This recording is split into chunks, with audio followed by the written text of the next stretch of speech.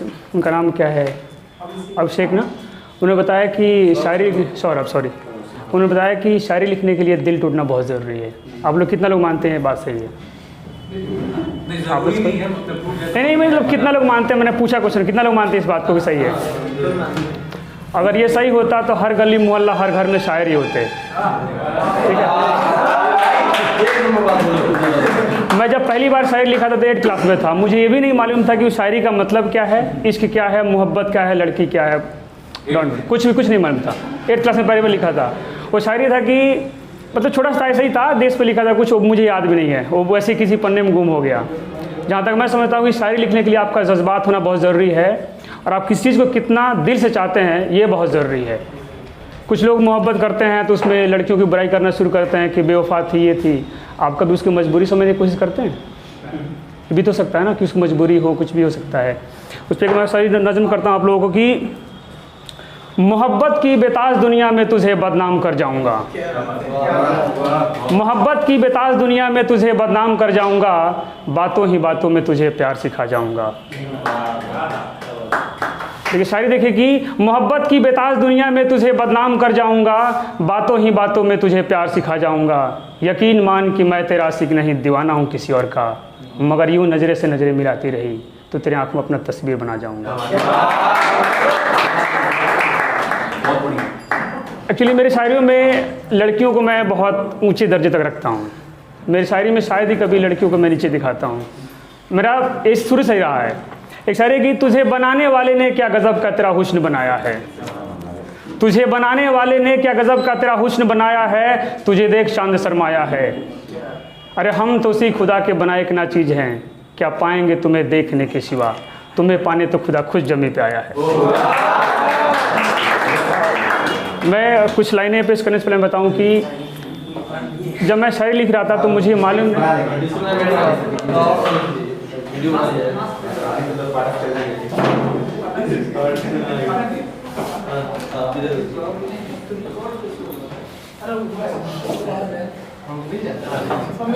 हम लोग शुरू करें।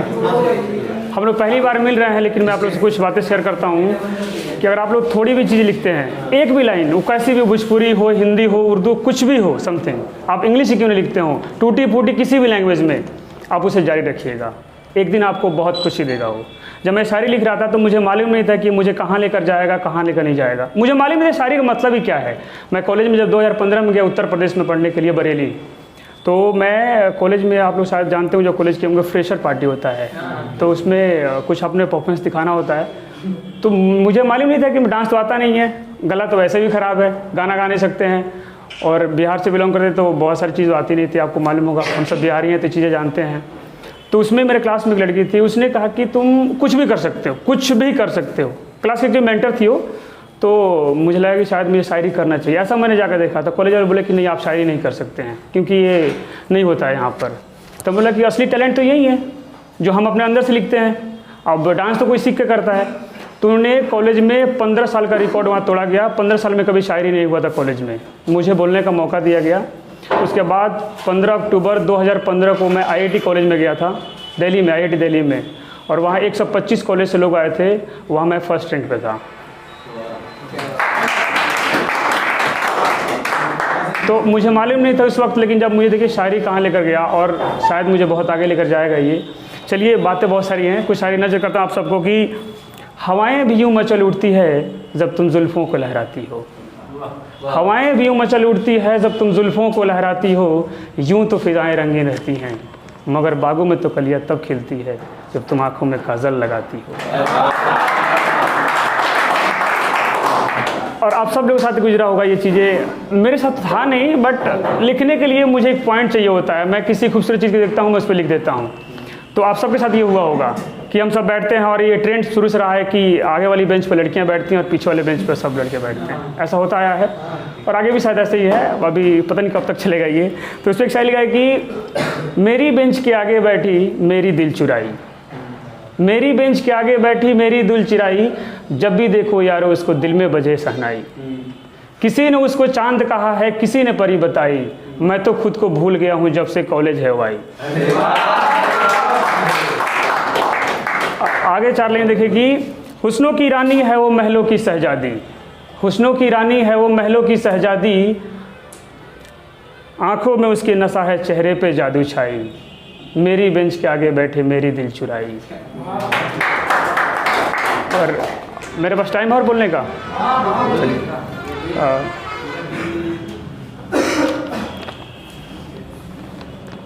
और गांव की खूबसूरती शायद आप सब लोग जानते हो कि सबसे ज़्यादा खूबसूरत चीज़ गांव में ही होता है। ये मेरा मानना है कि गांव से खूबसूरत चीज़ कोई होता नहीं है। शहर तक लुभाने का चीज़ और हमें भटकाने का और हमें गुम हो जाने का जगह है, बाकी और कुछ नहीं है। ज़िंदगी की भागदौड़ी ज़िंदगी में भागना पड़ता है शहर में, वरना खूबसूरती तो सिर्फ गाँव में ही है। अब इसको हकीकत से जोड़ने की ज़रूरत नहीं है, ये सिर्फ एक शायरी है कि वो सांवली लड़की जो गाँव में रहती है। सर गौर फरमाइए कि वो सांवली लड़की जो गांव में रहती है, कसम खुदा की बड़ा कातिलाना मुस्कुराती है।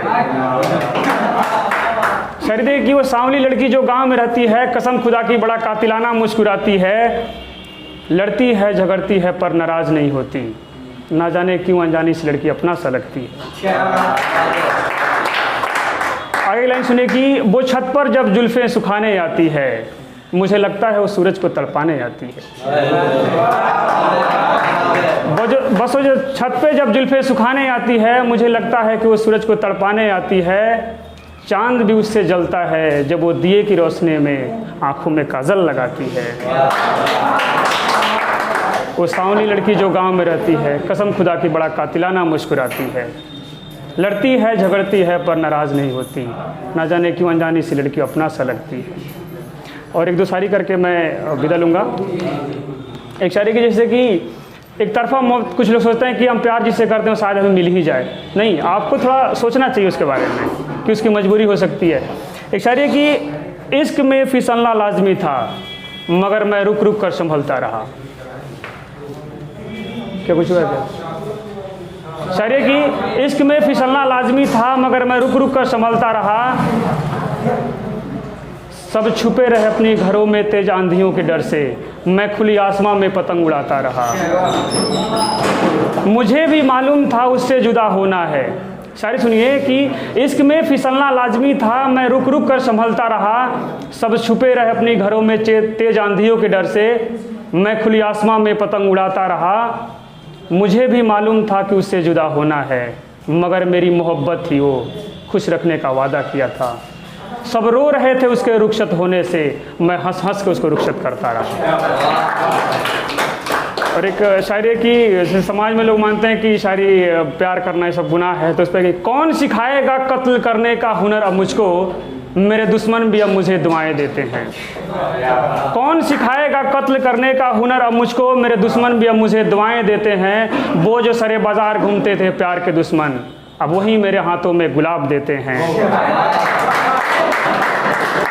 शायरी सुने कि कौन सिखाएगा कत्ल करने का हुनर अब मुझको, मेरे दुश्मन भी अब मुझे दुआएं देते हैं, वो जो सरे बाजार घूमते थे प्यार के दुश्मन, अब वही मेरे हाथों में गुलाब देते हैं। मुद्दतों पहले गुजरा था उस गली से मैं, चंद लोगों ने उसके दहलीज तक जाने न दिया, दम तोड़ दी मेरी मोहब्बत उसके कब्र पे जाकर, अब वही लोग उस गली में आने की मेरी दुआएं करते हैं। और देखिए वैसे शायरी करने तो बहुत है, टाइम भी कम, इतने लोग सारे हैं, तो मैं विदा लेना चाहता हूँ। बहुत बहुत धन्यवाद आप सबका।